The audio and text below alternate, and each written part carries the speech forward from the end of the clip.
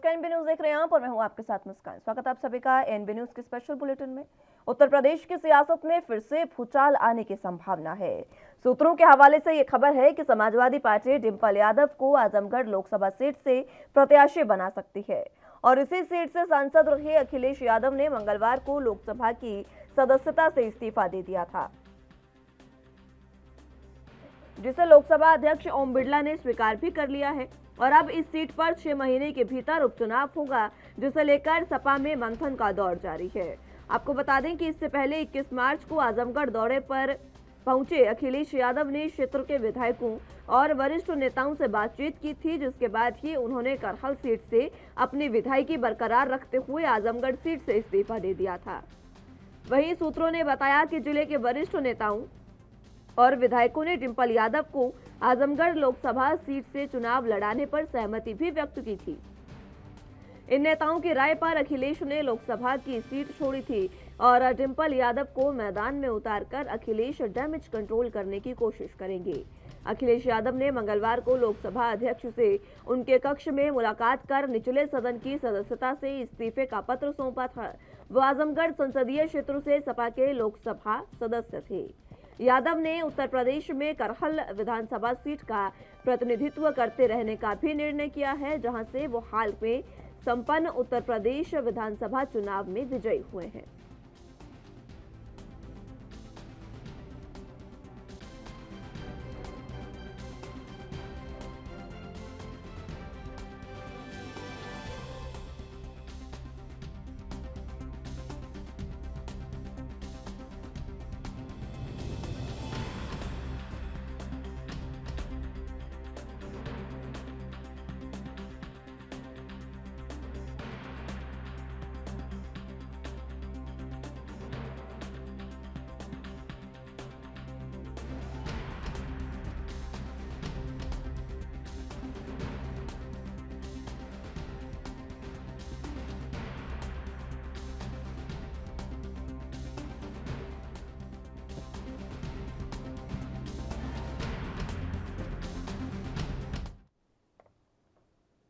तो उत्तर प्रदेश में जिस तरीके से लगातार सियासी हलचलें तेज है और उसी बीच अब लोकसभा से जैसे ही अखिलेश यादव ने इस्तीफा दिया, उसके बाद से उपचुनावों की भागदौड़ भी शुरू हो चुकी है और इसी को लेकर मंथन का दौर जारी है और अखिलेश यादव अब डिंपल यादव को चुनावी मैदान में उतार सकते हैं, ये बातें कही जा रही है। इसी पर चर्चा की शुरुआत कर लेते हैं। तमाम गेस्ट हमारे साथ मौजूद है, उनका तारुफ आपसे करवा देते हैं।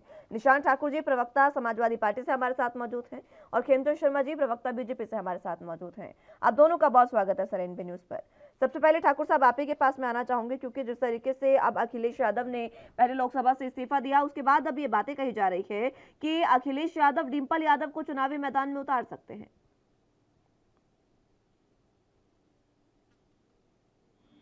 तो मैं एबीएन नेशनल चैनल और आपको बधाई देना चाहूंगा कि आपके चैनल की बात और सलाह को मानकर माननीय राष्ट्रीय अध्यक्ष अखिलेश यादव जी ने मुस्कान जी और मुस्कान जी की टीम सहित अन्य चैनलों की बात को मानकर विधानसभा नहीं लोकसभा से इस्तीफा दिया और विपक्ष नेता बने रह करके मजबूती से सदन से लगाकर सड़क तक विपक्ष वर्तमान सरकार की कुनीतियों महंगाइयों के खिलाफ जनता के समक्ष रहने का फैसला लिया। ठीक है, लेकिन अब डिंपल यादव को उतार सकते हैं चुनावी मैदान में, सूत्रों के हवाले से खबर है, कितनी सटीक?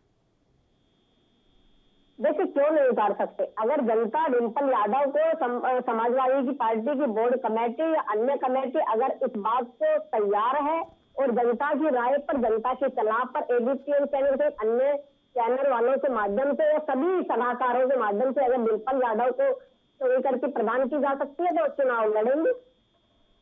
ठीक है, खेमचंद शर्मा जी आपके पास में आना चाहूंगे। आजमगढ़ लोकसभा सीट है जहां से अखिलेश यादव ने इस्तीफा दिया, उसके बाद अब ये कयास लगाए जा रहे हैं कि वहां से वो डिंपल यादव को चुनावी मैदान में उतार सकता है, यानी कि समाजवादी पार्टी अब पूरे तरीके से डैमेज कंट्रोल के मूड में दिखाई दे रही है उत्तर प्रदेश में। परिवारवादी पार्टी है, परिवार के बात तो देख नहीं सकती।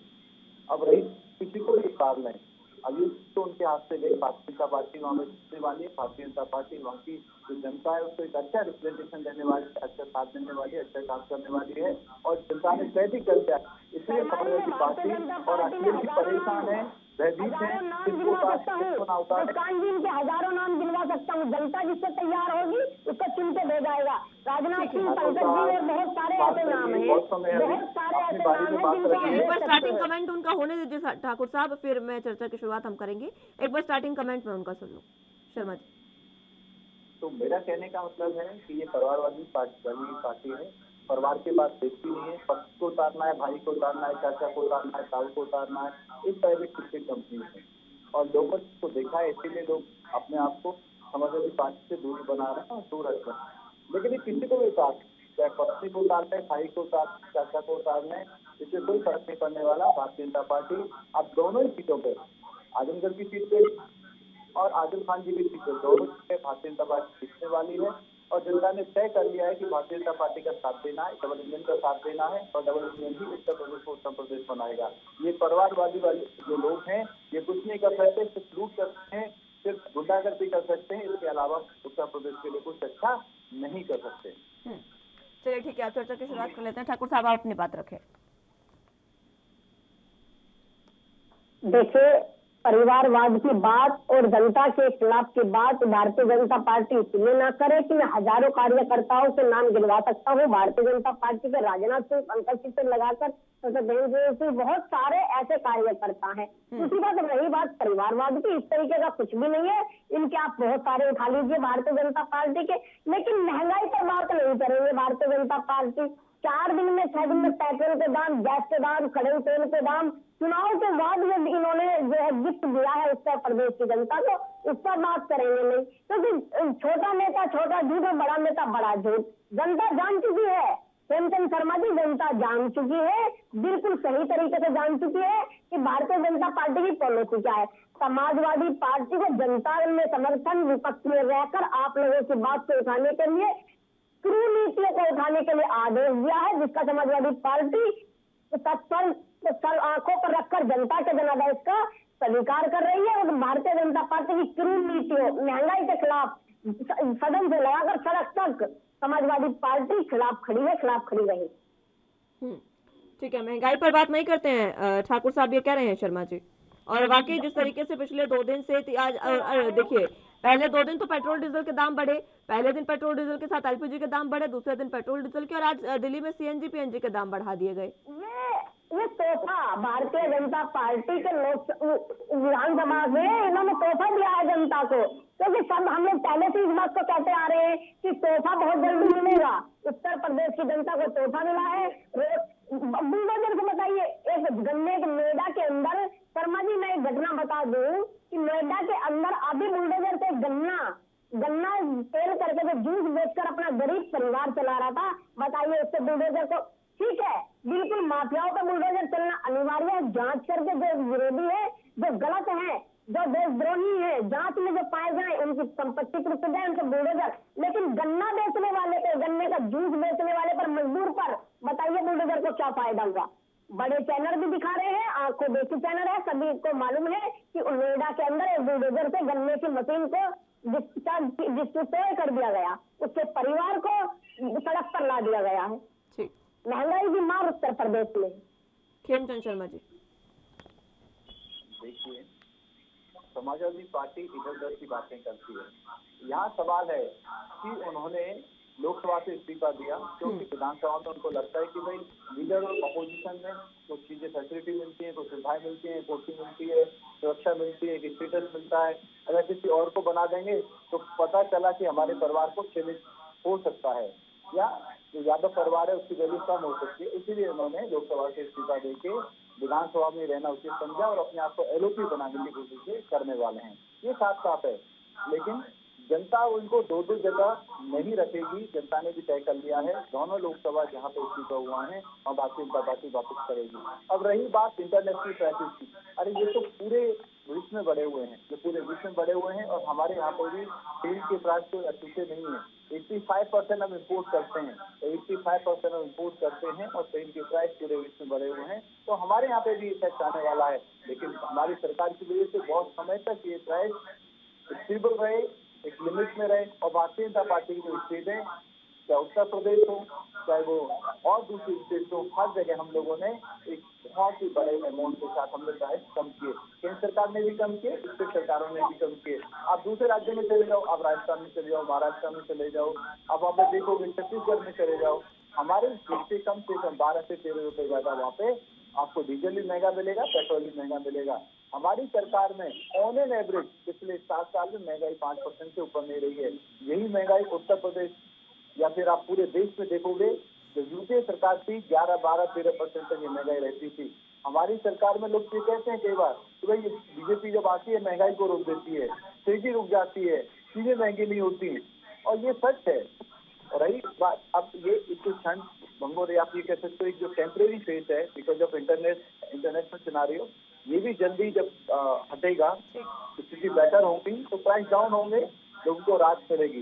ये कोई बड़ा मुद्दा नहीं है, क्योंकि लोगों को जो सुबह से लेकर रात तक जो चीजें चाहिए होती हैं, सारी चीजें भारतीय जनता पार्टी की सरकार करने का काम कर रही है।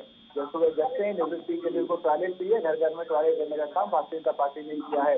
भोजन के लिए फ्री राशन देने का काम भारतीय जनता पार्टी ने किया है। अच्छे स्कूल देने का काम भारतीय जनता पार्टी ने किया है। अगर कोई बीमार हो जाता है, आयुष्मान भारत के तहत फ्री में इलाज करवाने का काम भी भारतीय जनता पार्टी ने किया है। किसानों को किसान फसल बीमा देने का काम भारतीय जनता पार्टी ने किया है। हर खेत में पानी पहुंचाने का काम भारतीय जनता पार्टी ने किया है। पीएम किसान के माध्यम से किसानों की सहायता करने का काम भारतीय जनता पार्टी ने किया है। लोग जानते हैं और लोगों को फायदा हो रहा है, इसलिए इनकी अलग बातें चलने वाली नहीं है। और अपनी सेनाओं को मजबूत किया है। फिर से लौट जाते हैं, बीजेपी ने क्या किया उसकी बात फिलहाल नहीं किया, और महंगाई की बात भी ठाकुर साहब नहीं करेंगे। आपने एक बार महंगाई की बात उठाई तो ठीक है, उनसे एक बार जवाब ले लिया, लेकिन मुद्दे पर एक बार फिर से वापस आते हैं। समाजवादी पार्टी उत्तर प्रदेश में किस तरीके से डैमेज कंट्रोल करने वाली है? और खेमचंद शर्मा जी कह रहे हैं कि लोकसभा से इस्तीफा दिया है, लेकिन विधानसभा से इसलिए नहीं दिया क्योंकि उनको पता है कि लीडर ऑफ अपोजिशन एक बहुत बड़ी पावर होती है उसकी, और एक बहुत अच्छा कद उसका माना जाता है, इसलिए वो वहां से इस्तीफा नहीं देना चाह रहे थे। तथ्यों के अनुसार अगर बात की जाए तो भारतीय जनता पार्टी के एक प्रवक्ता एबीपी न्यूज या अन्य चैनलों पर कुछ ही समय पहले जब ये बात उठाई गई थी कि अखिलेश यादव जी लोकसभा से इस्तीफा देंगे या विधानसभा से, तो वो अपनी ही बात सुनी थी। अगर भारतीय जनता पार्टी की क्रेडिट को अगर माना जाए, अगर आज उन्होंने लोकसभा से इस्तीफा दे दिया तो अब ये लोकसभा पे सवाल उठा रहे हैं। अगर उस दिन विधानसभा पे आप मुस्कान जी डिबेट में थे, आपके कार्यक्रम में भी मैं था, तो उस कार्यक्रम में उनके कार्यकर्ता विधानसभा से इस्तीफा मांग रहे थे। क्योंकि वही बात है कि छोटा नेता छोटी बात झूठ और बड़ा नेता बड़ा झूठ, क्योंकि इनको मालूम ही नहीं है कि मांगना क्या चाह रहे हैं क्या नहीं। अगर राष्ट्रीय अध्यक्ष अखिलेश यादव जी ने लोकसभा से इस्तीफा दिया है तो जनता की राय पर, केंद्र की राय पर, अपने सभी साथियों की बोर्ड मेंबर के राय पर इस्तीफा दिया है। और रही बात डिम्पल यादव या अन्य किसी भी कार्यकर्ताओं को लड़ाने के लिए, ना ही ऐसा कोई परिवारवाद की बात है। जिसको भी जनता कहेगी, जिसको वहां की जनता पसंद करेगी, उसको चुनकर भेजा जाएगा उनके मैदान के बीच में, और जिसको वो पसंद करेंगे उसको चुनाव लड़वाया जाए। ठीक है, चलिए मैं लौटूंगी आप दोनों के पास एक बार फिर से। शिव सरन जी हमारे साथ राजनीतिक विश्लेषक के तौर पर जुड़ चुके हैं। बहुत बहुत स्वागत है शिव जी आपका एनवी न्यूज पर। सबसे पहले मैं जानना चाहूंगी आपसे, क्योंकि अब अखिलेश यादव ने लोकसभा से इस्तीफा दे दिया है, उसके बाद बात अब ये कही जा रही है कि डिम्पल यादव को उतार सकते हैं आजमगढ़ सीट से चुनावी मैदान में। किस तरीके से आप देख रहे हैं डैमेज कंट्रोल को करने की, डैमेज को कंट्रोल करने की यहाँ पर एक स्थिति बनती नजर आ रही है, और अखिलेश यादव चाहेंगे भी कि विधायकी तो है ही और सांसदें भी उनके परिवार में रहे। समाजवादी बात बड़ी है, लेकिन जो सरकार हो गए हैं, ये अनुमान लगाया जा रहा था कि इस बार जिस हिसाब से समाजवादी पार्टी को अल्पसंख्यक वर्ग का, जो मुस्लिम का उत्तर प्रदेश का पूरा पश्चिम बंगाल की तरफ से पूरा समर्थन मिला, और ये उम्मीद थी कि वो सरकार में आ जाएंगे, लेकिन वो सरकार में समाजवादी पार्टी नहीं आई, और वहाँ पे मोदी और योगी का ही जादू उत्तर प्रदेश में चलता रहा। और उसको देखते हुए अब उनको अपने गढ़ को बचाना है, चाहे यदुवंशी गढ़ हो, चाहे आपका आजम का गढ़ है या मुरादाबाद, जहाँ भी समाजवादी पार्टी की जिन जनपदों में करीब 1 दर्जन ऐसे जनपद हैं जहाँ पर मैक्सिमम सीटें उन्हीं की हैं। अब आजमगढ़ में उनको इसलिए साख बचाना है कि पूर्वांचल में आजमगढ़ है और पूर्वांचल योगी जी का क्षेत्र माना जाता है। ऐसे में उनकी एक प्रतिष्ठा की सीट है कि उनके पास कौन सा कैंडिडेट है। रमाकांत यादव की भी बात आई थी। अब इधर आगे अगर समाजवादी पार्टी ने डिम्पल यादव को मैदान में उतार दिया और उसके विरोध में अगर भारतीय जनता पार्टी ने निरहुआ जो भोजपुरी का जो अपना स्टार हुआ है और उस हीरो को उतार दिया, क्या कंडीशन होगी। अब आज की तारीख में ये है कि हम आम जो कार्यकर्ता है वो अपना भविष्य देखेगा कि हमारा भविष्य किस पार्टी में सुरक्षित है, आने वाला कल किसका है। और जैसे कि उत्तर प्रदेश में इस समय विधान परिषद के स्थानीय निकाय को उसके चुनाव चल रहे हैं, जिसमें ग्राम प्रधान और बीडीसी मेंबर, सारे सभासद, मेयर, ये सब वोटर हैं। और इस चुनाव में भी भारतीय जनता पार्टी बड़ी तेजी से आगे बढ़ रही है और ये माना भी जाता है कि सत्ता पक्ष का ये चुनाव होता है। लेकिन कार्यकर्ताओं में जो छोटे नेता है उनमें ये होता है। करीब 8 जिले ऐसे हैं जहाँ से समाजवादी पार्टी के जो प्रत्याशी थे उन्होंने पर्चा अपना खारिज करा दिया है या गलत भर दिया गया था। तो कई एक कारण है। कारण ये है कि सरकार से कौन भिड़ेगा। अब आज की स्थिति में अब अखिलेश यादव के पास डिम्पल यादव के अलावा और कोई कैंडिडेट ऐसा नहीं है जो आजमगढ़ में भारतीय जनता पार्टी को मुंहतोड़ जवाब दे सके और उनकी अपना क्षेत्र को मजबूती से बचाए रखे। ये गढ़ बचाना है, ये प्रतीक्षा का है। ऐसे ही स्थिति आएगी। लेकिन भारतीय जनता पार्टी की जो रणनीति है,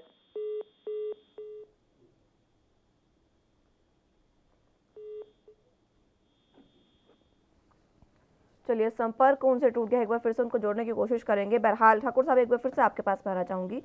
मैं एक सवाल का जवाब आपसे चाहूंगी, उसके बाद खेमचंद जी मैं आपके पास आऊंगी। ठाकुर साहब, एक बात मैं ये समझना चाहूंगी, जिस तरीके से शिव सरंजन ने सीधे तौर पर कहा कि प्रतिष्ठा को बचाने का सवाल है, इसलिए वहां पर जो डिम्पल यादव है उसके अलावा और कोई ऑप्शन नहीं है समाजवादी पार्टी के पास। क्या पार्टी में कोई और इतना बड़ा नेता नहीं है जो ऑप्शन की बात अब आ गई है कि और कोई ऑप्शन उनके पास नहीं है, विकल्प नहीं है। और दूसरी बात ये कि लोकसभा चुनाव तो फिर भी 6 महीने के बाद की बात है और जब ऐलान होगा तब की बात है। एमएलसी चुनाव बिल्कुल नजदीक है, बिल्कुल सर पर है। और उसमें क्या हो रहा है, आपके जो प्रत्याशी हैं वो नामांकन वापस ले रहे हैं। समाजवादी पार्टी में आखिर चल क्या रहा है, प्रत्याशी नामांकन वापस ले रहे हैं, उसके बाद निर्दलीयों को उतार रही है समाजवादी पार्टी। कार्यकर्ताओं की कमी लगती नजर आ रही है समाजवादी पार्टी में। समाजवादी पार्टी अपने सिद्धांतों को लेकर सड़क से लगाकर सदन तक लड़ेगी, अपने कार्यक्रम को लेके जाएगी। सरकार हो या अन्य कोई भी व्यक्ति हो जिसकी कुरीति है उनको उनके विरुद्ध खड़ी रहेगी। जनता ने जो जनादेश दिया है उसको स्वीकार करेगी। रही बात, आप देख लीजिए एमएलसीओ में पर्चा छीना जा रहा है, कार्यकर्ता प्रत्याशियों की पिटाई कर रहे हैं, पर्चा फाड़कर भाग रहे हैं। पहले भी उपचुनाव में महिलाओं के कपड़े फाड़ लिए गए, बहनों के कपड़े फाड़ लिए गए, पर्चा छीन के मार लिया गया। ठीक है, अपने ही कार्यकर्ताओं को भारतीय जनता पार्टी निर्विरोध चुनवा रही है। ये सब एक मैनेज किया हुआ चुनाव है। इतनी क्रूर नीतियां हो रही है भारतीय जनता पार्टी की राज में। मेरा दोबारा से दिल्ली में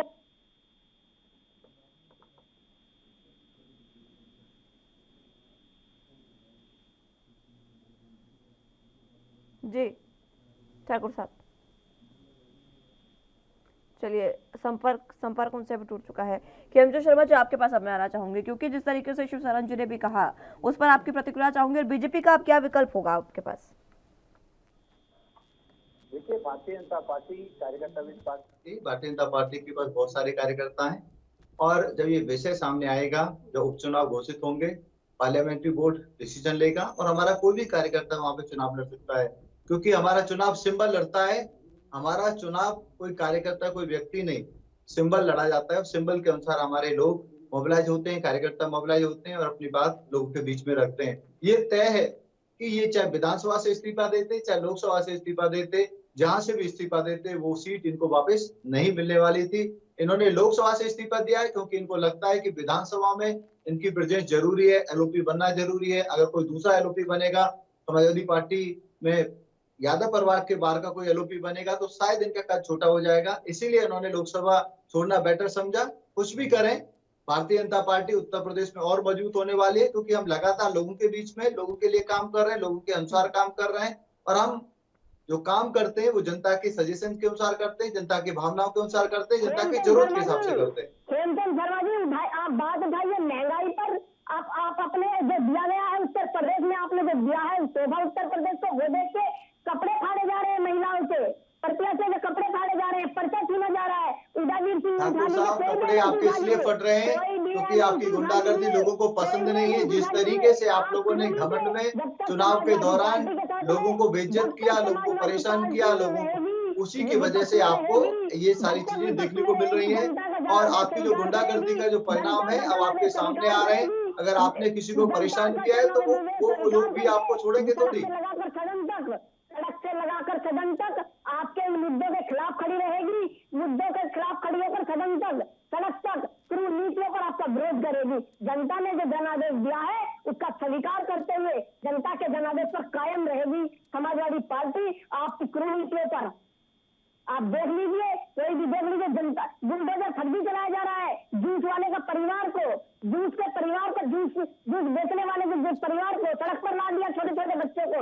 अरे आपका बुलडोजर माफियाओं पे चले, बड़ी अच्छी बात है, अपराधियों पर बड़ी अच्छी बात है। बुलडोजर तो माफियाओं पे ही चलता है, इसीलिए समाजवादी पार्टी घबराई हुई है। हर एक उस गुंडे के घर पे बुलडोजर चलेगा, हर एक भूमाफिया के घर पे बुलडोजर चलेगा, और गुंडा और जो समाज के बीच में असामाजिक गतिविधि करता है उसके घर पे बुलडोजर चलेगा। बुलडोजर गुंडों के लिए है, शरीफों के लिए नहीं है। शरीफों की सुरक्षा के लिए बुलडोजर है। करने के बाद में शर्मा जी कुनीतियों पर काम करेगी और कुनीतियों के खिलाफ सड़क से लगाकर सदन तक, प्रत्येक कार्यकर्ता तक, प्रत्येक उत्तर प्रदेश की जनता तक आपके खिलाफ भारतीय जनता पार्टी हो, कोई भी अन्य पार्टी हो, अगर समाजवादी पार्टी को जनादेश प्राप्त हुआ विपक्ष में रहकर काम करने का, तो विपक्ष में रहकर सदन तक, सड़क तक खिलाफ खड़ी रहेगी, गरीबों के साथ खड़ी रहेगी, बेरोजगारों के साथ खड़ी रहेगी। आप बात पर्चा छीनने पर बात नहीं करते हैं, आप पर्चा छीनने पर बात नहीं करते हैं, अब महिलाओं के कपड़े फाड़ने पर आप बात नहीं करते हैं, महंगाई पर आप बात नहीं करते हैं। हेमचंद शर्मा जी, देखिए ये इधर उधर की बातें करेंगे। अब आप गुंडागर्दी करोगे, जिन लोगों को परेशान करोगे, जिनके साथ लूटपाट करोगे, तो आपको भी वैसा ही व्यवहार झेलने को मिलेगा। रही बात भारतीय जनता पार्टी की, भारतीय जनता पार्टी के राज्य में कानून का राज है, कोई भी व्यक्ति आके वहां पर शिकायत कर सकता है, सबके प्रति भावना रखी जाती है और गुंडों के प्रति कार्रवाई की जाती है। जो गलत लोग हैं उनके प्रति कार्रवाई की जाती है, हम कार्रवाई लगातार करते रहेंगे। हम किसी के दबाव में गुंडों के प्रति या गुंडों के खिलाफ कार्रवाई को रोकेंगे नहीं। जो भूमाफिया है, गुंडे हैं, जो असामाजिक तत्व है, उन पे कार्रवाई लगातार होती रहेगी। यही हमारा ड्यूटी भी है और ये हमारा उद्देश्य भी है। उत्तर प्रदेश की जनता को आपने महंगाई का तोहफा दिया है उत्तर प्रदेश की जनता को। आप ठाकुर साहब, आप बोलते रहिए, अनर्गल बोलते रहिए। अभी आपको अपोजिशन में जनता ने रखा है, आपकी ड्यूटी है कंस्ट्रक्टिव तरीके से बात करें, कंस्ट्रक्टिव सजेशंस दें, ना कि अनर्गल प्रलाप करें। अगर आप अनर्गल प्रलाप करोगे तो जनता को वो पसंद नहीं आएगा। आप अभी सरकार बनने दें, उसके बाद अगर आपके पास कंस्ट्रक्टिव सुझाव है तो उनको सामने रखें, हम काम करेंगे मिलके। आपको सरकार का साथ देना चाहिए। अगर आप पॉजिटिव तरीके से साथ दोगे, उत्तर प्रदेश बनेगा, लोगों को फायदा होगा। जब पूरे उत्तर प्रदेश को फायदा होगा तो समाजवादी पार्टी के कार्यकर्ताओं को भी फायदा होगा, अखिलेश परिवार को भी फायदा होगा, यादव परिवार को भी फायदा होगा। एक परिवार की कोई बात नहीं है, समाजवादी पार्टी हमेशा जनता के हित में खड़ी है। पार्टी है ही नहीं, वो प्राइवेट लिमिटेड कंपनी है। आप बोलिए एक प्राइवेट लिमिटेड कंपनी, एक परिवार की पार्टी, ऐसा बोलिए, उसमें बाकी कार्यकर्ताओं की कोई हैसियत है ही नहीं।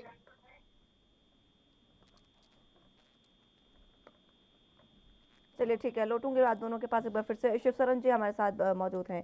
शिवशरण जी, आवाज मिल पा रही है आपको?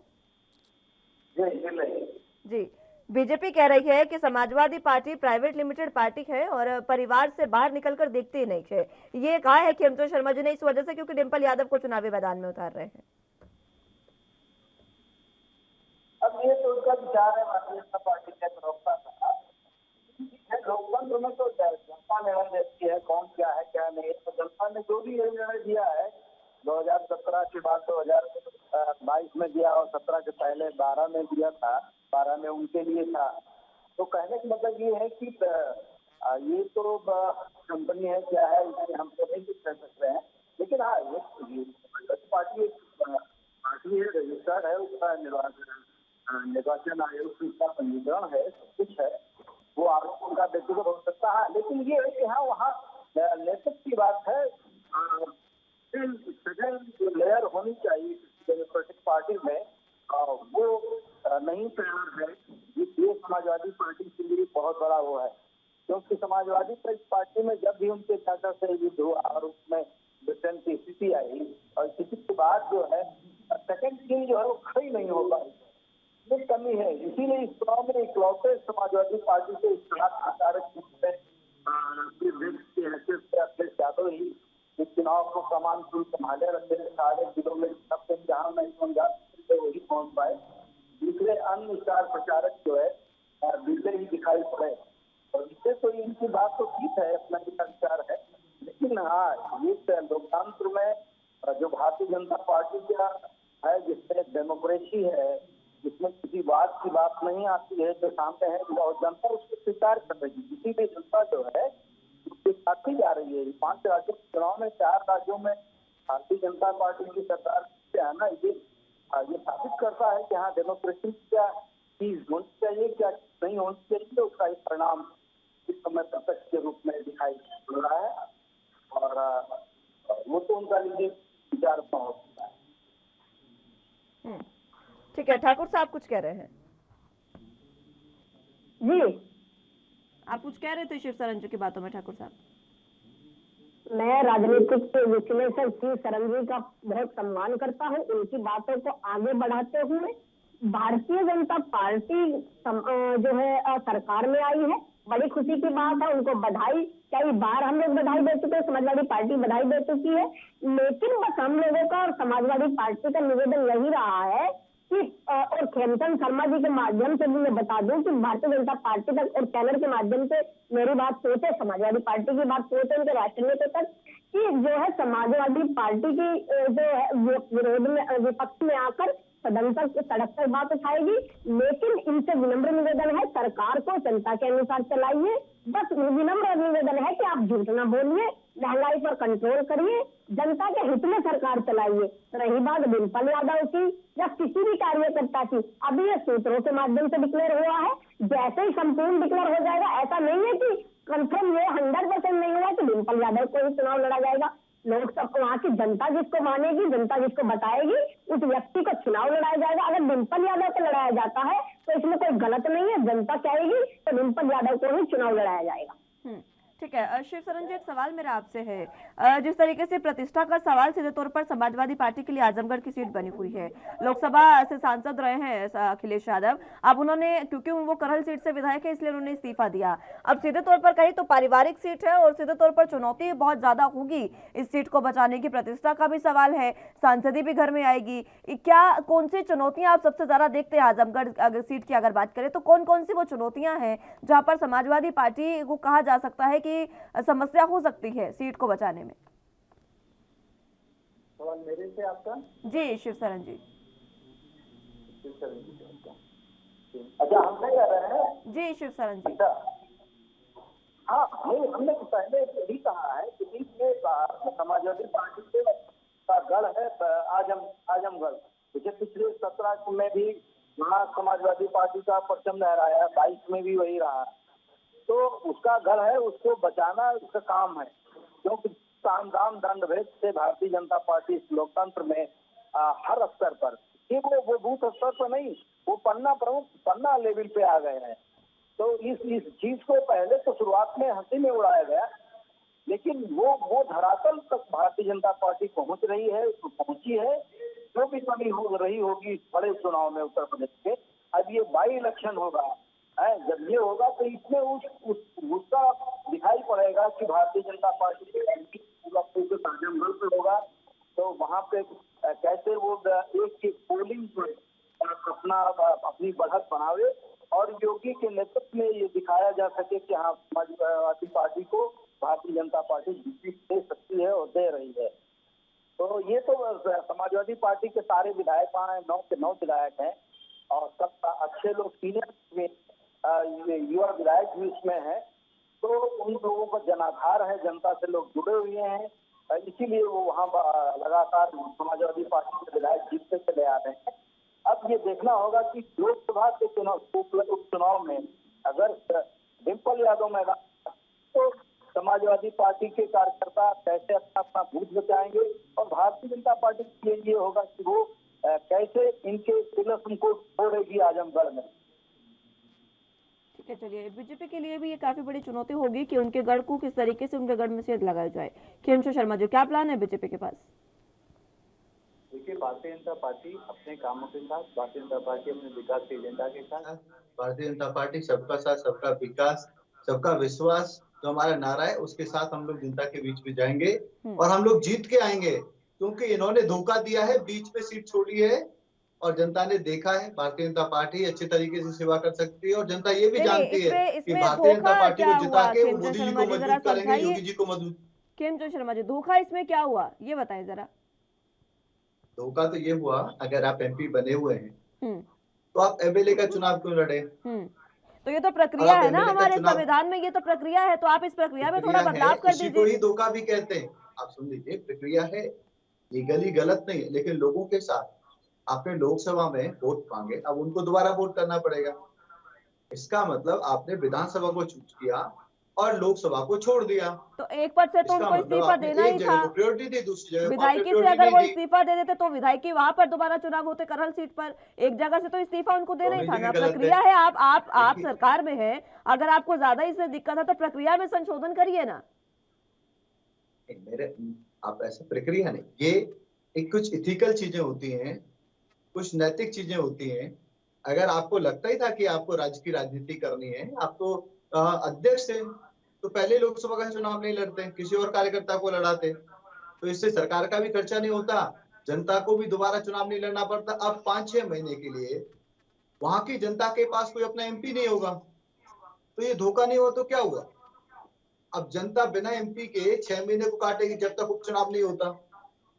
मेरे को पूर्ण विश्वास है भारतीय जनता पार्टी का साथ देगी, क्योंकि पता है कि भारतीय जनता पार्टी की सरकार स्टेबल सरकार है, अच्छा काम कर रही है, उत्तर प्रदेश के लिए अच्छा काम कर रही है, देश के लिए अच्छा काम कर रही है, बीजेपी में और ऐसे दोनों कोई जगह जिता के इंसिडेंट्स नहीं हुए हैं। खेमचंद शर्मा जी, ऐसा तो नहीं है कि बीजेपी में ऐसे कोई इंसिडेंट्स नहीं हुए हैं। आप उत्तराखंड की बात कर लीजिए, कितने विधायक आपके थे जो सीएम पुष्कर सिंह धामी जो सीएम बन चुके हैं अब, उनके लिए अपनी विधायकी की सीट छोड़ने को तैयार थे। तो इसका मतलब वहां पर भी तो यही चीज होती ना, वहां पर भी धोखा होता फिर जनता के साथ। प्रक्रिया है, अगर आपको दिक्कत है तो प्रक्रिया में संशोधन करिए ना। आपने क्यों ऐसी प्रक्रिया की है कि एक शख्स एमपी का भी चुनाव लड़ सकता है और एमएलए का भी? ये प्रक्रिया हमारी नहीं है, ये प्रक्रिया लंबी प्रक्रिया है, लेकिन नैतिक रूप से 6 महीने अगर आप पहले एमपी हो फिर एमएलए बन रहे हो, हाँ एमएलए हो, एमपी का चुनाव लड़ते हो, चलो मान लिया इंक्रीमेंटेड है, बड़ा चुनाव लड़ रहे हो तो ये देखा भी जाता है, लेकिन आप एमपी के बाद विधायक का चुनाव लड़ रहे हो और फिर तो इसमें लोगों को सवाल तो आते ही हैं, क्वेश्चन तो आते हो फिर, और आप एक परिवार के बाहर से नहीं निकलना चाहते। आप सिर्फ और सिर्फ अपनी जब देखते हो तो परिवार में ऑप्शन देखते हो कि चाचा को लड़ाना है या पत्नी को लड़ाना है, तो उससे कार्यकर्ताओं में एक अच्छा मैसेज नहीं जाता, जनता में एक अच्छा मैसेज नहीं जाता। और इसीलिए अब देखेंगे समाजवादी पार्टी के कार्यकर्ताओं का जो मनोबल है वो गिरा हुआ है और ये जानते हैं कि जैसे ही चुनाव होगा ये हारने वाले हैं। ठीक, ये सवाल तो फिर बीजेपी पर भी उठते हैं खेमचंद शर्मा जी। उत्तराखंड का ही मैं जिक्र करूंगी क्योंकि वहां पर सीएम जब बनाए गए एक बार फिर से उनके पास कोई विधायकी नहीं है और बिना विधायक पद के वो सीएम ज्यादा समय तक नहीं रह सकते। 6 महीने का कार्यकाल होता है, 6 महीने तक रह सकता है, यानी कि 6 महीने में वहां पर फिर से चुनाव होंगे। अगर सीएम धामी को 5 साल पूरा कार्यकाल उनको देना है तो वहां पर भी फिर उपचुनाव एक बार फिर से होंगे। तो ये तो देखिए धोखा तो हर जगह हो रहा है, ये प्रक्रिया है। आप सिर्फ समाजवादी पार्टी को या कांग्रेस को, अन्य पार्टियों को नहीं कह सकते। धामी जी ने पूरे उत्तराखंड में जबरदस्त काम किया और उनके नेतृत्व में भारतीय जनता पार्टी ने एक जबरदस्त काम किया। नहीं किया, काम की बात नहीं हो रही है अभी बात हो रही है जनता के साथ धोखा करने की। अगर आपने धोखा शब्द का इस्तेमाल किया, सुन लीजिए, आप सवाल यदि करते रहेंगे तो मैं आंसर नहीं दे पाऊंगा। आप अपना सवाल रखिए, मेरे को बोलने दीजिए। चलिए बोलिए। दोनों में फर्क है, यहाँ पे जिम्मेदारी क्या है, वहां पे जिम्मेदारी क्या है। धामी जी के नेतृत्व में भारतीय जनता पार्टी ने एक जबरदस्त जीत हासिल की है। जनता चाहती है कि वो सीएम बने रहें, वो जनता की आवाज है। क्या यह जनता चाहती है? अभी ठाकुर साहब ने बोला कि अगर जनता चाहेगी तो अखिलेश जी की पत्नी चुनाव लड़ेंगे। क्या वो सर्वे कराएंगे?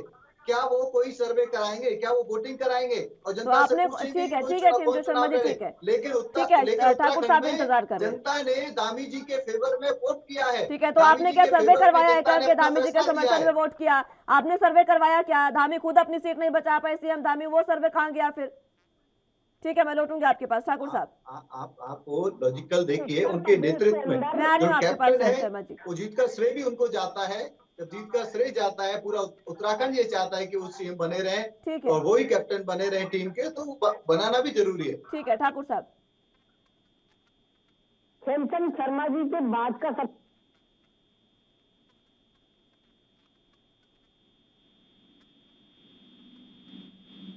चलिए, संपर्क उनसे टूट गया, एक बार फिर से उनको जोड़ने की कोशिश करेंगे। शिव सरन जी, आपके पास में आना चाहूंगी, आपका आवाज मिल पा रही है जी?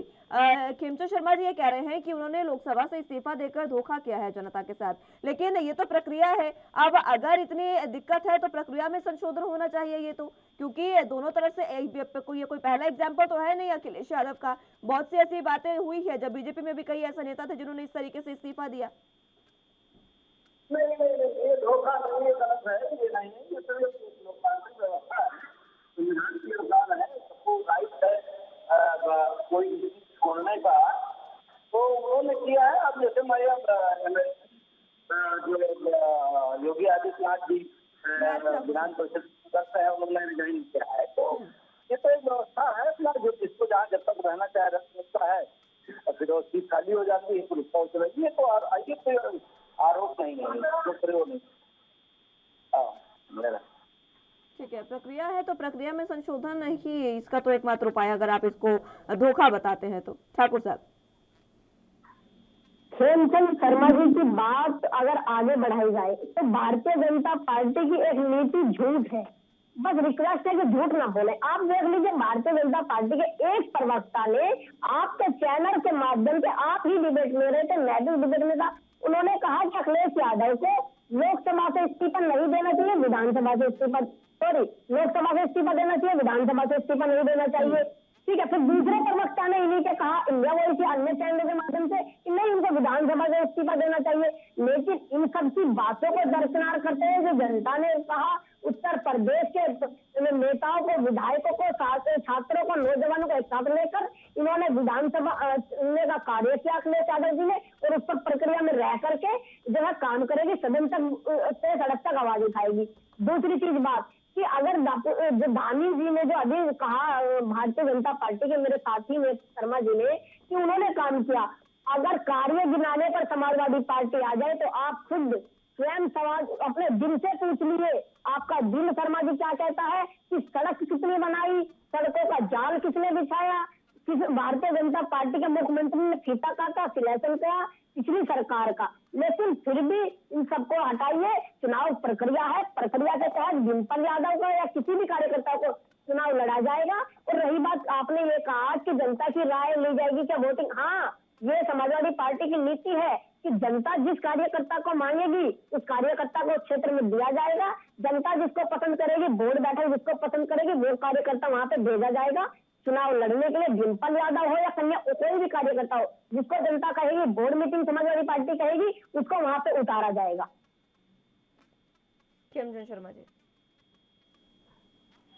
देखिए कितना आचार कहते हैं। हाँ, ये समाजवादी पार्टी की परंपरा है, तो परंपरा निभाई कैसे जाती है? इलेक्शन क्यों नहीं होता? एक परिवार के बाहर का व्यक्ति समाजवादी पार्टी का अध्यक्ष क्यों नहीं बनता? एक ठाकुर साहब अध्यक्ष क्यों नहीं बन सकते? कोई और कार्यकर्ता अध्यक्ष क्यों नहीं बन सकता?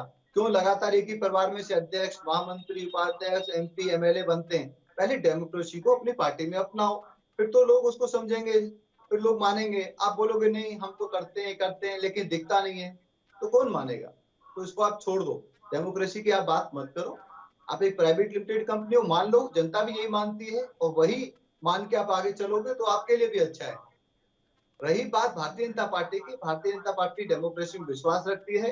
हमारा पार्लियामेंट बोर्ड बैठेगा, किसी भी कार्यकर्ता को पार्टी चुनाव लड़ाएगी, वो चुनाव जीत के आएगा, क्योंकि जो डबल इंजन की सरकार ने उत्तर प्रदेश में अच्छा कार्य किया है।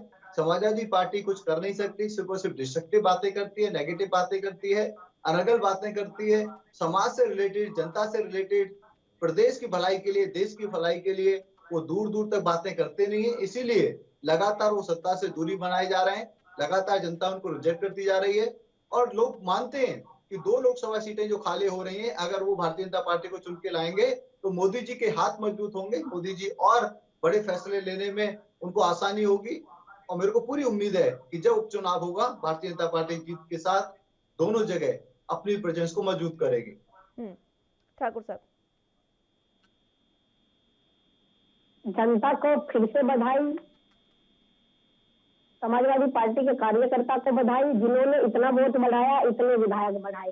समाजवादी पार्टी विनम्र करेगी, निवेदन करेगी कि आप झूठ ना, भारतीय जनता पार्टी झूठ ना बोले, जनता के लिए कार्य करे। चुनाव प्रक्रिया है, राजनीतिक विश्लेषक भी बता चुके हैं, चैनल वाले भी बता चुके हैं। रही बात की भारतीय जनता पार्टी का ही कार्यकर्ता शर्मा जी जीत के आएगा, ये तो समाजवादी पार्टी के बढ़ते जनादेश ने भारतीय जनता पार्टी का रथ रोक चुका है। ये तो विधानसभा 2022 के चुनाव में 111 विधायक और 8 विधायक अन्य पार्टी के साथियों को जो जनता ने समर्थन दिया है, ये आप भारतीय जनता पार्टी को समाजवादी पार्टी ने बता दिया है, जनता ने बता दिया है कि आपको आपके आधे से ज्यादा छलावा को दूर कर सके, भ्रम को दूर कर सके और आधे से ज्यादा आने वाले चुनाव में कर दिया जाएगा। जनता जो निर्णय करेगी उसको स्वीकार किया जाएगा। ठीक है, जनता जो निर्णय करेगी उसको स्वीकार किया जाएगा। शिव शरण जी, आपके पास मैं फिलहाल आना चाहूंगी। आजमगढ़ से अखिलेश यादव ने इस्तीफा दिया है और रामपुर सीट से आजम खान ने इस्तीफा दिया है। दोनों सीटों पर क्या समीकरण बनेंगे अगर डिंपल यादव को उतारा जाता है? उनके सामने आपने निरहुआ की बात की थी कि उनको उतारा जा सकता है। क्या समीकरण दोनों सीट पर बनते नजर आएंगे?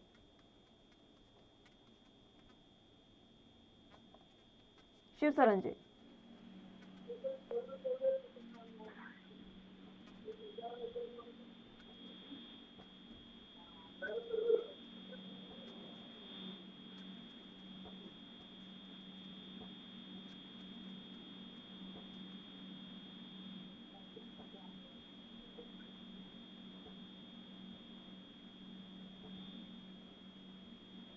चलिए, आवाज आपकी नहीं आ पा रही है शिव शरण जी, एक बार हमारे पास, मैं फिर से लौटूंगी आपके पास तकनीकी खामी को दूर करने के बाद। खेमचंद शर्मा जी, कौन हो सकते हैं जो प्रत्याशी है बीजेपी के डिंपल यादव के सामने? और रामपुर सीट का भी थोड़ा जिक्र करते हैं। देखिए, अभी दूर का विषय है। जैसे उपचुनाव घोषित होगा, भारतीय जनता पार्टी में बहुत कार्यकर्ता हैं और किसी भी कार्यकर्ता को भारतीय जनता पार्टी लड़ा सकती है उस समय के अनुसार और उस स्थिति के अनुसार। जिस भी कार्यकर्ता को लड़ाएगी, चुनाव भारतीय जनता पार्टी के सिंबल पे होगा, भारतीय जनता पार्टी के नेतृत्व में होगा। और हमारे यहाँ पे पार्टी सर्वोपरि होती है, पार्टी बड़ी होती है और पार्टी का जैसा आदेश होता है सब कार्यकर्ता उसके अनुसार लग जाते हैं, काम करते हैं। और हमारा उद्देश्य है कि भारतीय जनता पार्टी को दोनों सीटें मिले। हमारे कार्यकर्ता अभी से जनसंपर्क में लग जाएंगे, लोगों के बीच में जाना शुरू हो जाएंगे और दोनों सीटों को भारतीय जनता पार्टी की झोली में डालेंगे, मोदी जी की झोली में डालेंगे, ताकि पार्लियामेंट में हमारी जो प्रेजेंस है वो और मजबूत हो, बेहतर तरीके से हम लोग काम कर सकें और जो भिन्न भिन्न प्रकार के मुद्दे हैं उसमें भी उत्तर प्रदेश की जो प्रेजेंस है पार्लियामेंट में वो भारतीय जनता पार्टी के नेतृत्व में और बढ़ सके और मजबूत हो सके। ठीक है, निशांत ठाकुर जी, रामपुर सीट से कौन प्रत्याशी हो सकता है? क्योंकि डिंपल यादव का नाम तो आ रहा है यहाँ पर, रामपुर सीट भी कहीं ना कहीं गढ़ है समाजवादी पार्टी का। सूत्रों के माध्यम से बहुत सारे नाम आ रहे हैं, जो नाम जनता और बोर्ड मीटिंग क्लियर करेगी, जो नाम बोर्ड मीटिंग क्लियर करेगी। समाजवादी पार्टी जनता रामपुर में भी सर्वे करा लिया जाएगा और जहां से अखिलेश यादव जी ने दिया इस्तीफा वहां भी सर्वे करा लिया जाएगा। जिला अध्यक्ष से बात करनी जाएगी, जनता से बात करनी जाएगी, जिसको फाइनली लाया जाएगा, जिसको जनता पसंद करेगी उस कार्यकर्ता को वहां से उतारा जाएगा। सूत्रों के माध्यम से कई नाम आए हैं, जैसे वो नाम एकदम फाइनल क्लियर होगा वो आपके बीच, आपके चैनल के माध्यम से, मेरे माध्यम से, कार्यकर्ता के माध्यम से, राष्ट्रीय अध्यक्ष के माध्यम से आप तक बात पहुंचाई जाए। चलिए ठीक है, चुनौतियां खेमचंद शर्मा जी कितनी आप समझ रहे हैं? क्योंकि दोनों सीटें गढ़ है समाजवादी पार्टी का, चुनौती कुछ ना कुछ तो बीजेपी के सामने होगी। हम चुनौती नहीं समझते, हम तो इसको अपॉर्चुनिटी समझते हैं। हम जनता के बीच में जाएंगे, बात करेंगे, संवाद करेंगे और हमें पुणे भारतीय जनता पार्टी को मौका मिल रहा है क्योंकि समाजवादी पार्टी ने वहां से इस्तीफा दिया है। हम अपनी बातों को समझाएंगे जो हम लास्ट टाइम नहीं समझा पाए थे और हमें पूरी उम्मीद है कि जब हम पुणे बात करेंगे, संवाद करेंगे, लोगों के बीच में जाएंगे तो अब की बार भारतीय जनता पार्टी को मौका मिलेगा और उत्तर प्रदेश में जो भारतीय जनता पार्टी की प्रेजेंस है वो और बढ़ेगी पार्लियामेंट में जो प्रेजेंस है और बढ़ेगी और दोनों सीट भारतीय जनता पार्टी की झोली में आएंगी। चलिए, दोनों सीटें भारतीय जनता पार्टी की झोली में आने की बात कर रहे हैं खेमचंद शर्मा जी। ठाकुर साहब, देखिए, इसका निर्णय जनता करेगी। जनता पोलिंग के माध्यम से, वोट के माध्यम से समाजवादी पार्टी की नीतियों को अपनाती है या भारतीय जनता पार्टी की जन विरोधी नीतियों को अपनाती है या अन्य जो भी नीतियों को अपनाती है, वोटिंग के बाद कार्यकर्ता चुनते आएगा, सदन में जाएगा, जो भी होगा उसका क्लियरेशन जनता करेगी। चुनाव आयोग के माध्यम से चुनाव होगा और कानूनी प्रक्रिया पर रखा जाएगा। कानून से बाहर जाकर कोई चुनाव नहीं होगा। और अखिलेश यादव किसको चुनाव लड़ाएंगे, रामपुर से किसको चुनाव लड़ाया जाएगा, समाजवादी किसको लड़ाएगी, ये बोर्ड मीटिंग माध्यम से, जनता के माध्यम से जल्द से जल्द आप लोगों के बीच नामांकन प्रक्रिया रख दी जाएगी। बस मेरा निवेदन है कि आप चुनाव उठा लीजिए, महंगाई पर रोक लगवाइए। और भारतीय जनता पार्टी सरकार में आई है तो महंगाई पर रोक लगे, जनता के हित में कार्य। ठीक है, जनता के हित में कार्य हो, ये बात कह रहे हैं ठाकुर साहब। और इसी के साथ वो लगातार कहते भी रहते हैं कि हमने बार बार काम किए जनता के लिए। खेमचंद शर्मा जी, हम तो, हमारी जो सरकार है, हमारे जो लोग हैं वो समझते हैं कि हम ट्रस्टी हैं, हम मालिक नहीं है। समाजवादी पार्टी के लोग जब सरकार में आते हैं अपने आप को मालिक समझते हैं। हम तो ट्रस्टी, हम तो सेवा में लगे हुए हैं। जो देश को आगे ले जा सकता है, जो देश को मजबूत कर सकता है, वो काम हम लोग कर रहे हैं। आप देखेंगे जिस तरीके का कैपिटल इन्वेस्टमेंट हुआ है, और आज ही न्यूज आई है 400 बिलियन डॉलर का। अब देखें जो एक्सपोर्ट जो हुआ है, ये पहले कभी नहीं हुआ, अब की बार 400 बिलियन तक पहुंचा है। तो ये भी एक दिखाता है कि जो भारतीय इकोनॉमी है वो तेजी से आगे बढ़ रही है। तो ये सब चीजें लोगों के सामने आ रही हैं, लोग देख रहे हैं। और भारतीय जनता पार्टी वो हर काम कर रही है जो पहले नहीं हुआ था, जो भारतीय जनता पार्टी के नेतृत्व में अब हो रहा है। ठीक है, ठाकुर साहब कुछ कहना चाह रहे हैं? माननीय खेमचंद शर्मा जी और मुस्कान मैम और आपका चैनल के माध्यम से कि आप कितने पिछली सरकार में भारतीय जनता पार्टी के कितने सारे इन्वेस्टमेंट दिखाई गई, कितने सारे बड़े बड़े न्यूज साइन हुए, कोई भी जमीन पर नहीं उतरा। आप एक बार न्यूज खोल के देखें, 400 बिलियन डॉलर 37% ज्यादा है पिछली साल से। एक बड़ी अचीवमेंट है, सराहनीय चाहिए, कागजों में ठीक है, कागजों में ये सब कार्य हुए हैं। जनता के अनुसार सरकार चलाई है, जनता बहुत खुश है। जनता ने भारतीय जनता पार्टी को जिताया है, समाजवादी पार्टी को विपक्ष में रखा गया है। आपकी बात के अनुसार, भारतीय जनता पार्टी की बात के अनुसार, खेमचंद शर्मा जी की बात के अनुसार, चैनल के माध्यम के अनुसार समाजवादी पार्टी विपक्ष में आई है, जनता के जनादेश का स्वागत करती है। भारतीय जनता पार्टी सरकार में आई है। भारतीय जनता पार्टी का जनादेश जनता के अनुसार हो, महंगाई पर रोक लगे, बेरोजगारों को रोजगार मिले, शिक्षा मिले, मुफ्त खाना मिले, बिजली के बढ़ते बिलों पर रोक लगे, यही समाजवादी पार्टी की मांग है। ठीक है, खेमचंद शर्मा जी। देखिए, भारतीय जनता पार्टी जो हमारा फेज 2 उत्तर प्रदेश में सरकार का चलने वाला है, उसमें सुनिश्चित करेगी कि तेजी से विकास हो, सामाजिक मुद्दों को अच्छे तरीके से निपटाया जाए। गाँव तो महंगाई पर कर ही लेते हैं फिर थोड़ी सी बात। ठाकुर साहब बार बार महंगाई का जिक्र कर रहे हैं। महंगाई ये अलग अलग तरीके से बातें कर रहे हैं। जो इंटरनेशनल रीजन से पेट्रोलियम प्राइसेस की जो महंगाई है, उस पर भी रोक लगाने का काम भारत सरकार कर रही है। लेकिन आप अलग अलग किसी भी फील्ड में देख लो, भारतीय जनता पार्टी के राज्य में महंगाई बढ़ी नहीं है। ये वो बातें कर रहे हैं जो ग्राउंड पे नहीं है, जो रियलिटी में नहीं है। पेट्रोलियम प्राइसेस को आप छोड़ दो, हर जगह कहीं भी कोई महंगाई बढ़ी नहीं है। पेट्रोलियम प्राइसेस को हमें पूरी उम्मीद है, भारत सरकार भी प्रयास कर रही है, ये प्राइस भी जल्दी कंट्रोल में आएंगे। इंटरनेशनल सिनेरियो जैसे ही ईज आउट होंगे, यहाँ पे भी हम कंट्रोल कर पाएंगे। अब ये चीजें जो हमारे हाथ में नहीं है, उससे भारत सरकार बहुत ज्यादा कुछ कर नहीं सकती। निर्यात को लेकर भी उन्होंने कहा कि सिर्फ कागजों में काम हो रहा है। सरकार ने ऑलरेडी रेट कम किए हैं और हम मच बेटर तरीके से परफॉर्म कर रहे हैं। आप अपोजिशन पार्टीज के रूलिंग स्टेट में चले जाइए, 12 से 15 रुपए ज्यादा वहाँ पे डीजल और पेट्रोल के प्राइस। अभी आपने निर्यात की बात की, भारत ने जो ज्यादा इस बार निर्यात किया है, उसमें कह रहे हैं ठाकुर साहब सिर्फ कागजों में। ये तो इससे ज्यादा हास्यास्पद क्या होगा? 400 बिलियन डॉलर का निर्यात हुआ है, ये कह रहे हैं कागजों में। अरे निर्यात कागजों में कैसे हो सकता है? ये ऑथेंटिक है, इसको चैलेंज कर सकते हो आप, पार्लियामेंट में भी चैलेंज कर सकते हो, कोर्ट में भी चैलेंज कर सकते हो, जनता के सामने भी चैलेंज कर सकते हो। ये निर्यात है, ये प्रपोजल ऑफ इन्वेस्टमेंट नहीं है। It is been already done, ये हो चुका है, ये ऑन रिकॉर्ड है। आप इसमें भी इस तरीके की बातें करेंगे तो मैं आपकी क्षमता और आपकी कैपेबिलिटी पे कोई भी कमेंट नहीं करना चाहूंगा। आपको ऐसा ज्ञान, ऐसा नॉलेज, आपको मुबारक हो, आपको हार्दिक शुभकामनाएं। ठाकुर साहब, एक राजा की बात भारतीय जनता पार्टी के मेरे साथी चंचल शर्मा जी ने की थी। अगर आप एक सेकंड का टाइम देंगे तो वो बताएंगे। एक मन की बात में माननीय प्रधानमंत्री नरेंद्र मोदी जी महोदय ने कहा कि एक वाक्य में एक रैली में था, तो जहां पर एक बूढ़ी माँ ने मुझसे कहा कि मैं आपका अन्न